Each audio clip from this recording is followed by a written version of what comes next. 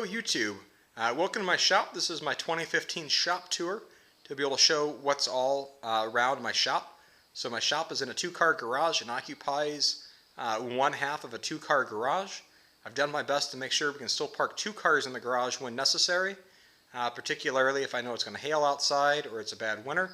I can clear that out, but I can also expand things and pull things out central.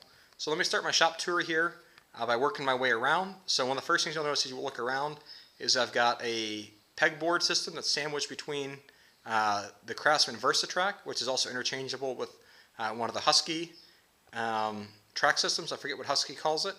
And then I've got my big power tools around the sides. I've got a workbench and a cart. The first thing I want to mention over here is my Dust Deputy cart. My Dust Deputy cart here plugs into a set of shop vac, a dust collection piping. So everything is plumbed for the cart to fit here perfectly by the door. However, I do have a snowblower that's over there. Maybe you can see that in the corner of the frame. That in wintertime I can actually move my Dust Deputy cart over where my snowblower is and swap positions so I can get the snowblower out in winter and then have the shop vac work through the hose, or I'm sorry, work around. It's not quite as efficient, but I've got to get to my snowblower in winter. And so that kind of forms the backbone of my shop with the vacuum piping going all the way around. So then in this corner over here we've got a trash can here, paper towel holder, some bug spray, and a quick inflator here for some tires. I've got my tool chest and cabinet here. You can see what's in those on a related video. As we walk around here, I've got a small pancake air compressor. I've got my shop radio to keep me hopping here with some music. And I've got a battery charger here mounted onto the wall. Another basket here. I got some table saw insert adapters. My table saw.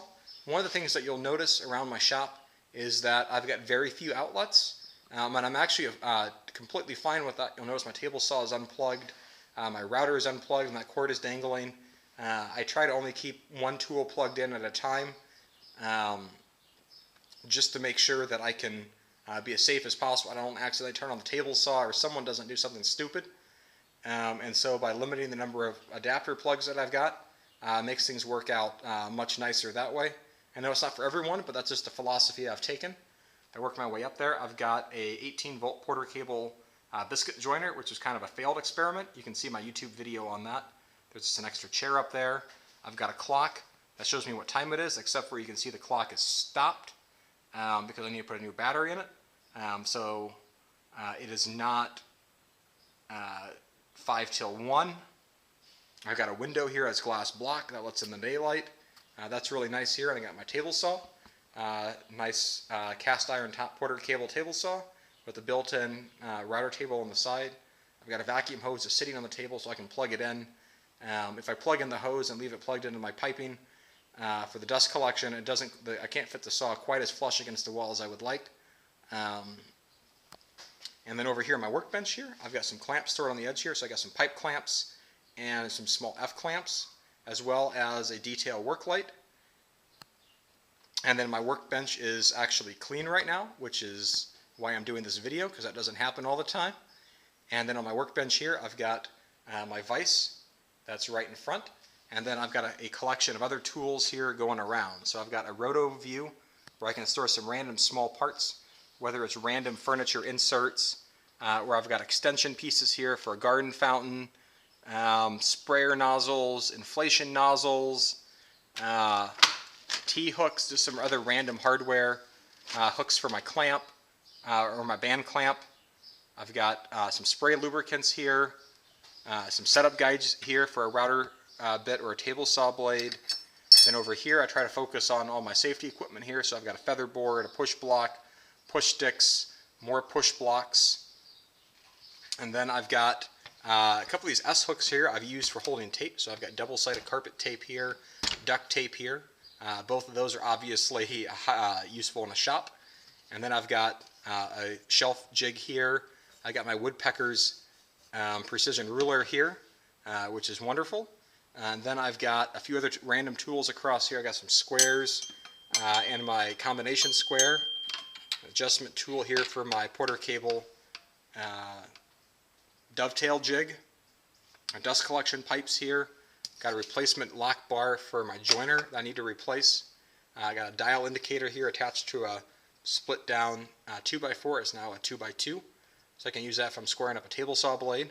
Then I've got a shelf of router bits and other random router accessories, such as the wrenches for my different routers. Some other router bits. I need to actually come up with a slightly better way of laying this out. I really like the bases that come on the Freuds that allow me to stand up those bits. Then over here I've got my cabinet making bits for doing Roman OG raised panel doors. Then I've got an extra light bulb for my light over on my bench here. Just a collection of just standardized bits. I've got my Harbor Freight pocket hole jig. I've got a regulator and water separator here for an airline. I've been planning on eventually putting a permanent airline here into my shop. That project's on hold right now for a little bit. I'm not ready to do that yet, but I've been putting the pieces together here. And then in my bins, I've got other random hardware. So here I've got dividers and calipers, brush, some other parts here. These are parts for my drill press table I'm trying to get around to. Also got a kit here for making a pen on my lathe, some other casters, marking tools. Here's my Milwaukee ink salt. You can see a video review about that on my channel. Some extra saw blades, and then I've got my 23 gauge pin nailer. I've got a full size framing nailer.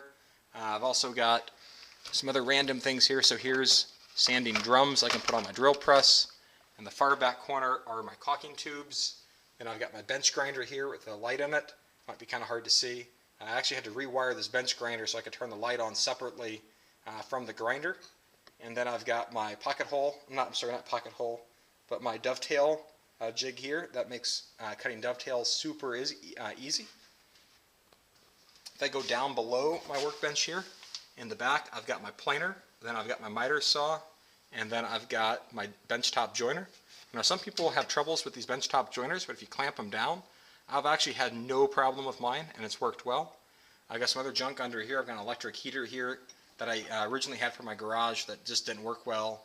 And I've got this outdoor sink here that's for another project that I'll get to hopefully fairly soon now that grilling season is here, so I can combine a hose reel with a sink into one outdoor utility center. As we go around, now on the back wall here, we've got the framing nailer, we've got some other just Milwaukee squeeze clamps. I've got my drill press and my bandsaw. Each of those has lights. My bandsaw actually required a special modification to have the light on it. You can check that video out on my channel as well. In front here is my ultimate lathe stand. So this is sized perfectly to fit around my bandsaw and my drill press. So that fits this right away, so I can still fit my car in here, which I think is important, and all my accessories fit right there. In the back here I've got my band clamps, a couple larger F clamps, my 90-degree clamp. Maybe you've seen that in a few other projects of mine. That's really useful. A couple other small clamps. Up at the top up here, I've got my router, the original bag my router came in, my small compact router, the D handle for my full-size Craftsman router, some other vacuum adapters, some outside lights. I don't use those that often. Over here, I've also got a piece of duct piping I use. That's 4-inch duct piping that's used to get to connect and get the sawdust out of my planer. I also have some extra sections of pipe. Maybe you can't see it back up there for my pipe clamps. I think pipe clamps are infinitely useful because I can adjust into whatever length I want. I've also got a few other odds and ends of some T-track up there. And so then as we bring this down, then we also have, I've got a hard hat and a kneeling pad. So if I need to kneel on the ground, particularly in the winter and it's cold on the floor, that makes things nice. I've got a couple adjustable roller stands. The box up there is my dado set. I got some other vacuum hoses and my pneumatic hose for me to use with my air compressor. And then down here we've got, then we've got the snowblower that I talked about before. And then on the ground is a propane heater that works really well for being able to heat up at least a small work area in the winter that connects to a propane tank. Currently the propane tank is with my neighbor, so I can turn it in the summer so I don't have to store it. And then I can just buy a new propane tank every year with those propane exchanges.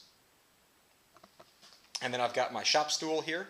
My floor is an epoxy coated concrete floor, which makes things look nice and makes it easy to clean up any grease or oil that spills out.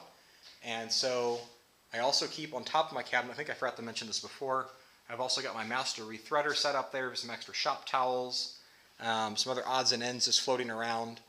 I've got an extension cord reel that'll be installed at some point here before too long. And so this is a look at my shop. I hope you found this useful or informative as you think about what you can do to your shop. This is what I've done to mine. And have a great day. Bye.